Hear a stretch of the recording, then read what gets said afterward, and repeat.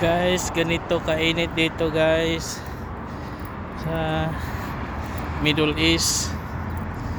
Yan, 37 degree guys. Alas 4 pa ng hapon. Papasok pa tayo sa trabaho natin.